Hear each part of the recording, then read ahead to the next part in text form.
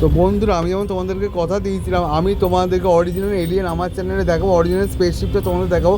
সেই হিসেবে আমি অরিজিনাল স্পেসশিপ আর এলিয়েনের ছবি আমি তোমার জন্য তুলে ধরেছি। তোমরা দেখতেই পাবে আমার চ্যানেল প্রথমবার অরিজিনাল স্পেসশিপ অরিজিনাল এলিয়েন।